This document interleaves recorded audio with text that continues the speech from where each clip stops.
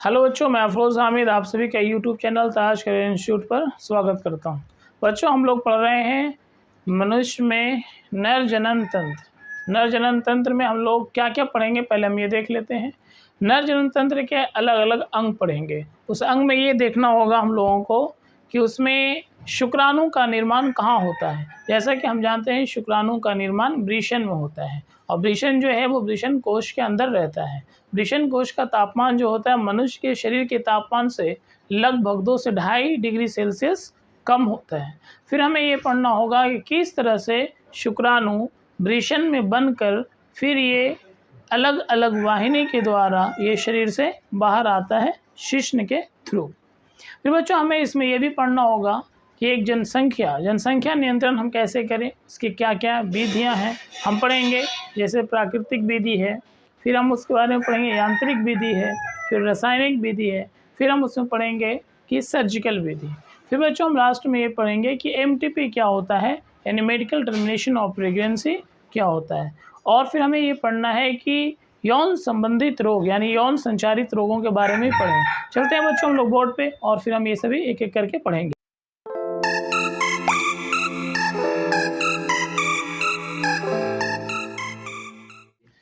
हाँ बच्चों, तो हम लोग पढ़ रहे हैं जनन की प्रक्रिया। जनन में पार्ट 1 में हमने पढ़ा कि पुष्पी पादपों में लैंगिक जनन कैसे होता है। फिर हमने पार्ट 2 में ये पढ़ा कि मनुष्य में मादा जनन तंत्र के बारे में।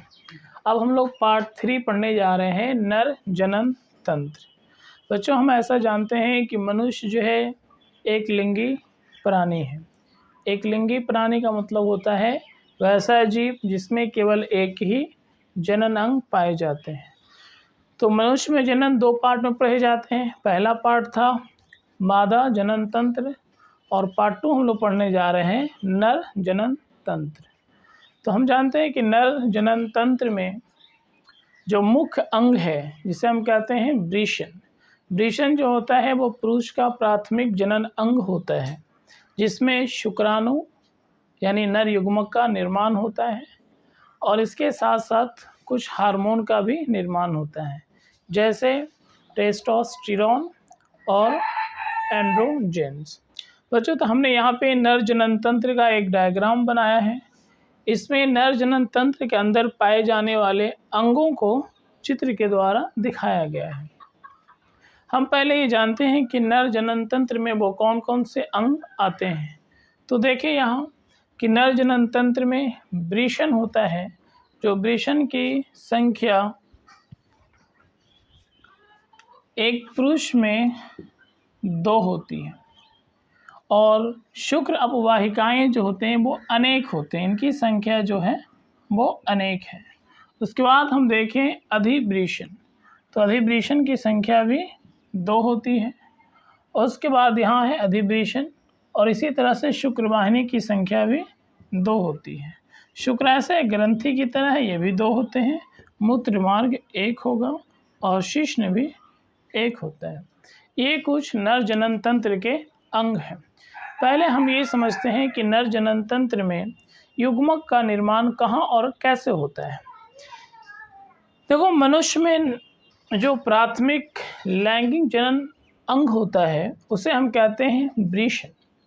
और वृषण एक पुरुष में 2 होते हैं और वृषण जो है वो शरीर के बाहर एक थैलीनुमा संरचना में उपस्थित रहता है, जिसे हम कहते हैं वृषण कोश। यानी ये 2 वृषण एक जगह थैलीनुमा संरचना में उपस्थित रहेगा, जिसे कहेंगे वृषण कोश। वृषण कोश का तापमान मनुष्य के शरीर के तापमान से लगभग 2 से 2.5 डिग्री सेल्सियस कम होता है। और ये वृषण कोश में जो मनुष्य का तापमान है, यानी शरीर से जो कम होना है तापमान 2 से 2.5 डिग्री, वो इसलिए ज़रूरी है कि वृषण के अंदर शुक्राणु का निर्माण होता है और शुक्राणु का निर्माण शरीर के तापमान से कम तापमान पर अधिक होता है। इसीलिए वृषण कोश का तापमान शरीर से कम पाया जाता है।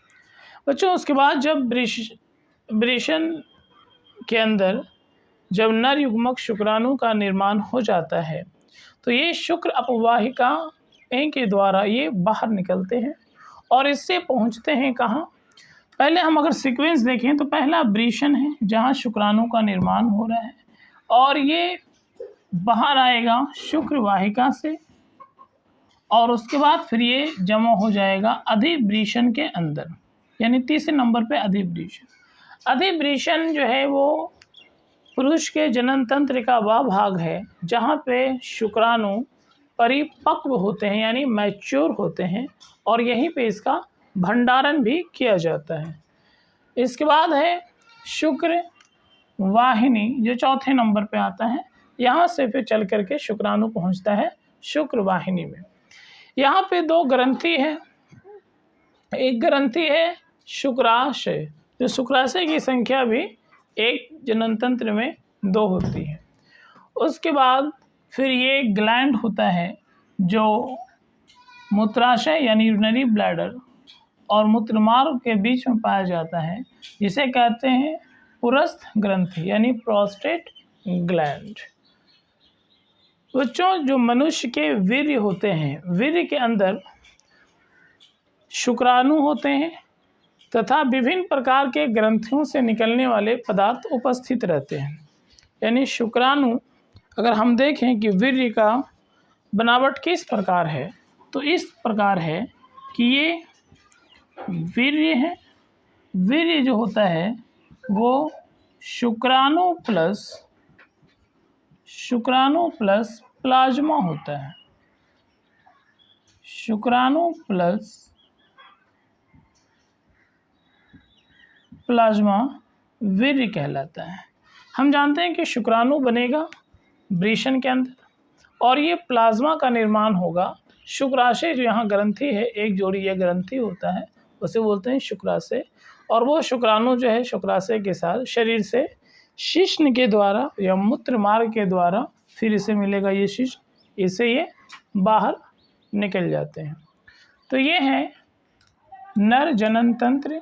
हमें याद रखने वाली पॉइंट्स जो हैं वो ये है कि एक मनुष्य के नर जनन तंत्र में 2 वृषण होते हैं जो वृषण कोश के अंदर उपस्थित होता है। उसके बाद ये वृषण से ये अधिवृषण को जोड़ने के लिए कुछ अपवाहिकाएं होते हैं जिसे शुक्र अपवाहिका कहते हैं, जिसकी संख्या अनेक होती है। उसके बाद शुक्र अपवाहिकाएं जुड़ा होता अधिवृषण से। अधिवृषण सबसे बड़ा भाग होता है जिसमें शुक्राणु का भंडारण भी होगा और परिपक्वन यानी मैचुरेशन भी होगा। फिर ये शुक्रवाहिनी के द्वारा ये पहुँचेगा मूत्र मार्ग में और इससे शरीर से बाहर चला जाएगा। तो ये था नर जनन तंत्र के जो अंग हैं, जो नर जनन तंत्र में भाग लेते हैं, उसे हम कहेंगे नर जनन तंत्र में भाग लेने वाले अंग जो थे वो यहाँ हैं शिश्न, मूत्रमार्ग, शुक्राशय, शुक्रवाहिनी, अधिवृषण, शुक्र अपवाहिकाएं और वृषण। बच्चों, अब हम लोग पढ़ने जा रहे हैं यौन संचारित रोग, जिसे बोलते हैं एसटीडी यानी सेक्सुअली ट्रांसमिटेड डिजीज़, यानी यौन संबंध से फैलने वाले संक्रामक रोग कहलाते हैं यौन संचारित रोग। यानी वैसा रोग जो यौन संबंध के कारण मनुष्य के अंदर फैलता हो, वह रोग कहलाएगा यौन संचारित रोग। इसे शॉर्ट में बोलते हैं एसटीडी यानी सेक्सुअली ट्रांसमिटेड डिजीज़। तो हमें एग्जाम्पल याद रखना है और परिभाषा। तो एग्जाम्पल देखेंगे एसटीडी का, तो ये गोनोरिया है, सिफिलिस है, urethritis, herpes, AIDS, hepatitis B इत्यादि है।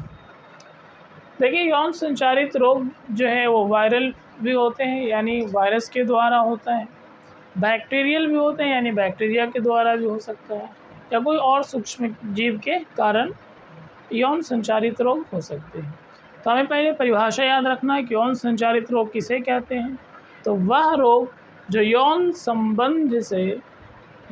संबंध के कारण संक्रामक होते हैं एक दूसरे में, उसे कहते हैं यौन संचारित रोग। तो हम परिभाषा याद रखेंगे और इसके ये कुछ एग्जाम्पल्स हैं।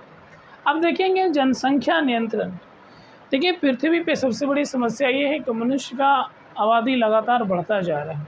अब इसे हर कंट्री चाहता है कि वो कंट्रोल हो, यानी उस पर नियंत्रण करना। तो जनसंख्या नियंत्रण के भी अलग अलग विधि हैं। जैसे कुछ विधि हमने यहाँ पे लिखे हैं, जैसे यांत्रिक विधि, यानी किसी यंत्र का इस्तेमाल करके निषेचन प्रक्रिया को रोक दें, और जब निषेचन की प्रक्रिया रुक जाएगी तो जनसंख्या नियंत्रण हो जाएगा। तो यांत्रिक विधि में हम कुछ यंत्र का इस्तेमाल करते हैं जो मनुष्य या पुरुष या महिला के द्वारा प्रयोग में लाया जाता है, जैसे कॉन्डोम है, डायफ्राम है, कॉपर टी है और लूप इत्यादि है। ये तो यांत्रिक विधि है। दूसरा रासायनिक विधि है, यानी कोई रासायनिक पदार्थ का इस्तेमाल करके अगर हम निषेचन को रोक पाते हैं, यानी जनसंख्या को नियंत्रित करते हैं। तो जैसे रासायनिक विधि में इस्तेमाल होता है गर्भ निरोधक गोलियाँ, जैसे में सहेली है, जो साप्ताहिक गोली है, जो सप्ताह में एक बार खा लेने से अंडोत्सर्ग की क्रिया नहीं होती है, और इस प्रकार जो है वो जनसंख्या नियंत्रित हो जाता है। इसमें और भी गोलियां हैं, जैसे माला डी, माला एल इत्यादि होते हैं। फिर दूसरा है सर्जिकल विधि, यानी ऑपरेशन करके। तो मनुष्य में दो प्रकार के सर्जिकल विधि होते हैं, जिसे हम लोग सामान्यतः नसबंदी कहते हैं।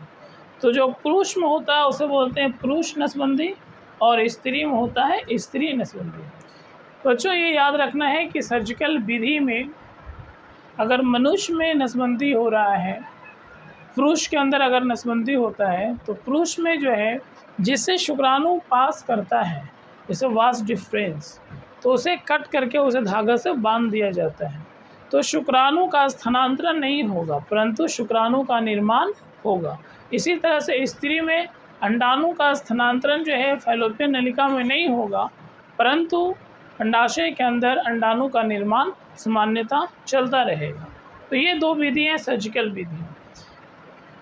एक और टर्म इस्तेमाल होता है गर्भ का चिकित्सीय समापन, एमटीपी। तो एमटीपी ये होता है कि गर्भ विकसित होने से पहले उसे चिकित्सकीय रूप से अगर समाप्त कर दिया जाए तो उसे हम कहेंगे गर्भ का चिकित्सीय समापन, यानी एमटीपी। एमटीपी जो होते हैं ये किसी खास स्थिति में, क्रिटिकल सिचुएशन में करवाया जाता है कि 9 मंथ पूरा होने से पहले अगर बच्चे में कोई प्रॉब्लम आ रहा है या मदर में यानी माता में कोई प्रॉब्लम है तो ये एमटीपी करवा सकते हैं। भारतवर्ष में एमटीपी जो है ये लीगल कर दिया गया है, यानी इसे कानूनी मान्यता प्राप्त है ये 1971 से। उससे पहले हमारे यहाँ ये इलीगल हुआ करता था। तो एमटीपी एक प्रक्रिया है जिस प्रक्रिया में भ्रूण को, जो पूर्ण रूप से विकसित भी नहीं है, उसे चिकित्सकीय रूप से योनि के थ्रू बाहर करना शरीर से कहलाता है गर्भ का चिकित्सीय समापन, यानी एमटीपी। तो ये बच्चों हम लोग पढ़ रहे थे जनन की प्रक्रिया, जो हम लोग 3 पार्ट में पहला पार्ट हमारा था जिसमें पुष्पी पादपों में लैंगिक जनन, दूसरा पार्ट था मनुष्य के मादा जनन तंत्र, और ये तीसरा है पुरुष के स्त्री जनन तंत्र। इसके बाद हम लोग मिलेंगे नेक्स्ट चैप्टर में।